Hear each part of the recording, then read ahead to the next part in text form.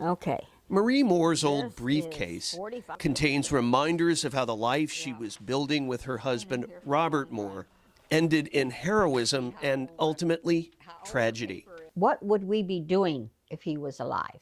What would our future have been when he retired? What would we have done? By the time he turned 40, Robert Moore had fathered 4 children, served his country and his community. He was remarkable on service from day one. He joined the military at 17. During a 20-year military career, Moore served in the Army, Air Force, and Navy. He spent a year as a POW in Korea, survived a knife wound in Vietnam. He kept on going. It was like kind of washed off his back and let's go do some more. And that's what he did. By 1973, Moore had retired from the military and was sworn in as a Seminole County deputy assigned to corrections.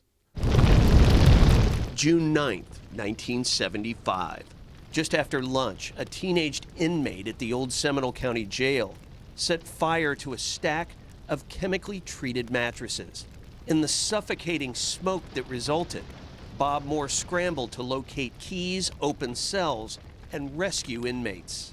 Despite the intense smoke and flames, inmates who survived described how Bob Moore went back in the smoke-filled jail again and again, rescuing people, even after his small oxygen supply was depleted.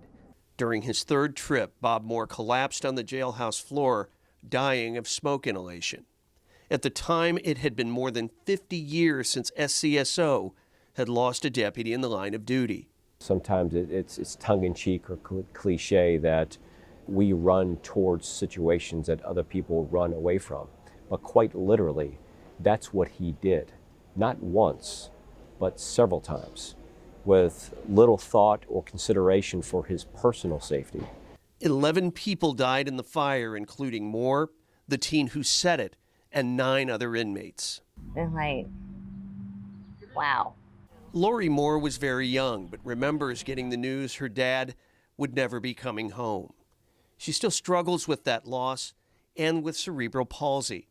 I just want people to know that he was a hero, and everybody should be proud of him, what he did. My son took it very hard.